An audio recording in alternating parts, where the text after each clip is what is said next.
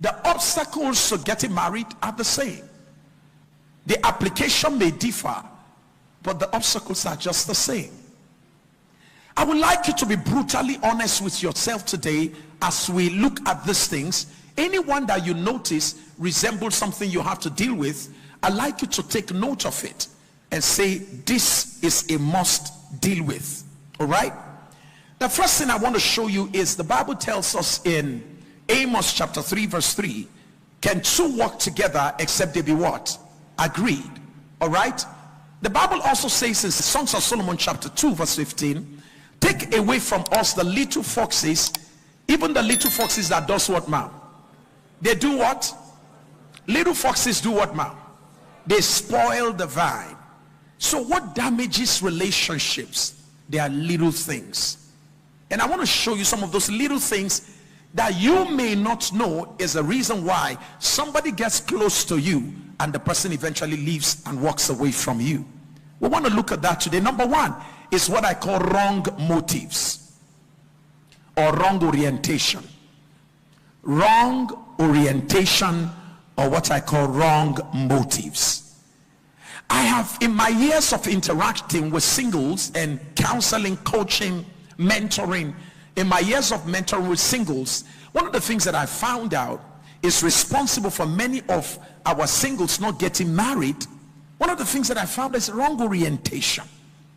And one of the things that wrong orientation does in relationship is that it sends early frustration into your partner. When the expression of wrong orientation begins to find its way through your interaction, what that does is that it begins to breed frustration. And so the person begins to make judgments like, if I never marry this one and I'm seeing all of this, what is the key? Wrong. And that's why now you are calling, the person is not picking the phone anymore.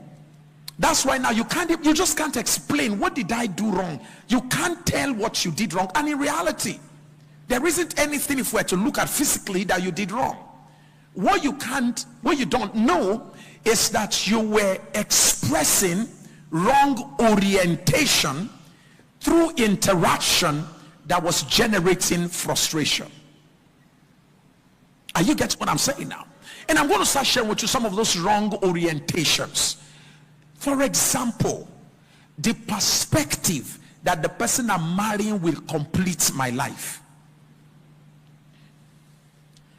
Don't go into marriage looking for someone to complete you. Go into marriage complete. Go into marriage what? Complete.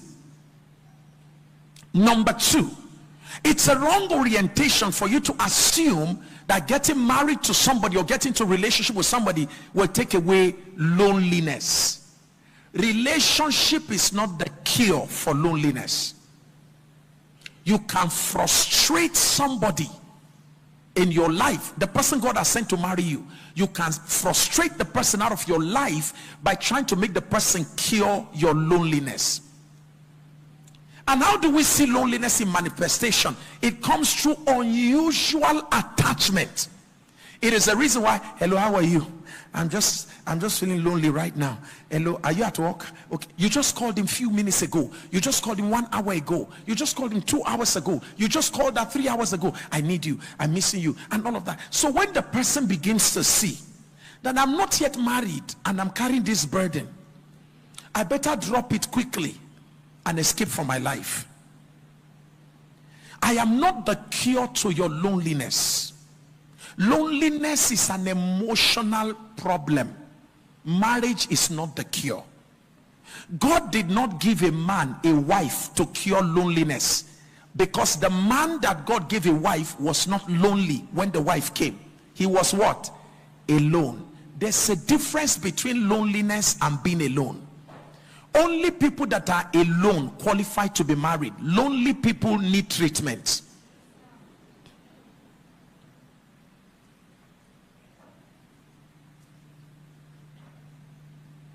Loneliness is an emotional, a negative emotional state. It's a combination of so many things happening in one person at the same time. Loneliness usually normally happens to people who are dealing with cases of rejection, abandonment, people who are having wounded emotions. All of that put together, nestled, can create a feeling of loneliness. So you can be married and be lonely. You can be in a relationship with the most caring woman and man and still be lonely. That is why relationship is not the cure for what? For loneliness. In actual fact, if you are very smart, deal with loneliness issue before your divine partner comes. Otherwise, you will waste your season by frustrating the person through the loneliness that is at work through your life. Do you get that now? You have to move from being lonely to being what? Alone. It is not good that a man should be what? Alone. So the key is to be alone. When Rebecca came to the well, I'm sure you do know that Rebecca did not come to the well in the company of other women. The Bible says Rebecca came to the well alone. Somebody say alone. Yes. Rebecca came to the well alone, sir. And when she got to the well, she was so alone that she could fetch water from the well and need no help, no need to lean on anybody. Sweetheart, there's nothing wrong with having friends, but leaning on friends is a reflection of a deficit in your soul. You can't breathe without a friend. You can't move without a friend. You can't sleep without a friend. You can't go out without a friend. No. Check the women that got married in the Bible. They were women who were friendly, but at the same time had the capacity to exist how? Alone. Am I already opening your eyes to some things here? No, tell me, am I helping you already? See, this is the point. So what attracted me, ma'am, what really attracted me to my wife, now because I know, please write this down, responsible people like to marry people who are alone.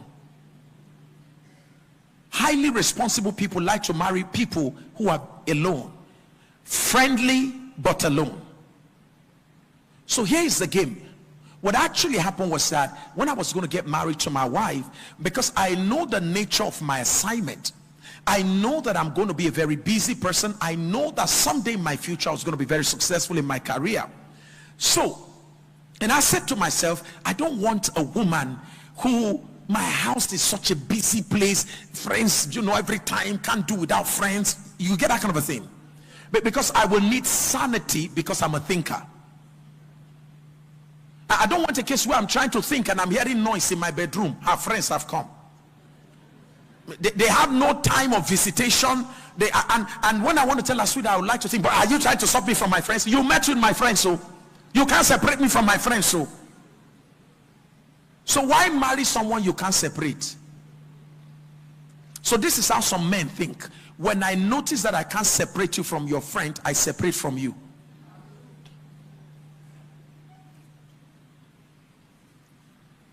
And please, when I talk about separation here, I'm not talking about a holy separation. I'm saying be friendly, but can you please find a way in which you can stand in existence? You make your own choices. You make your own decisions. Not every little thing you have to call your friends. Oh, sorry, my husband is talking about our trip to Dubai. What do you think? Should I follow him? And then your husband is trying to make a decision with you, and then you say, sorry, sister, I'm coming. You enter bathroom, you bring out your phone from your pocket. Sorry, it's me and my husband, we are talking now. I just used to say I'm coming to ease myself. Is this matter we are talking about? What do you think? What do you think I should tell him? You are not ready for marriage if you are not alone. Aloneness is a state of emotional wholeness, whereby you exist as an individual with the right to self-determination and self-actualization, meaning you can make choices and you are not subjecting them to other people's approval, meaning that you can exist in a day without calling anybody to be all right. Are you getting what I'm saying here? To be alone. God looked at Adam. Please, Adam was not sick when God said he needs a wife, God saw that the guy was enjoying himself by himself, with himself, in himself.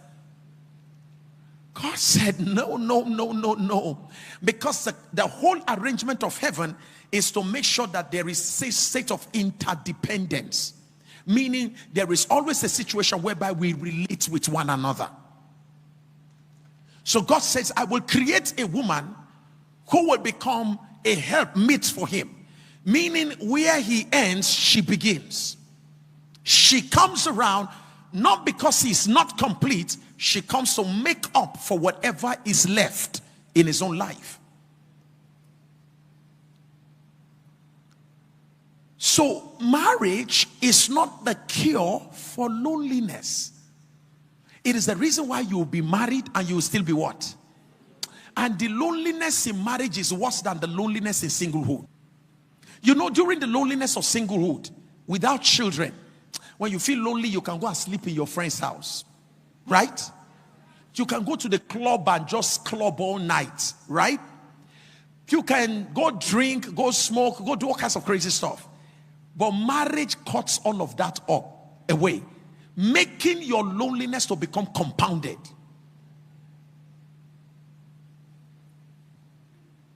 So don't marry to cure loneliness.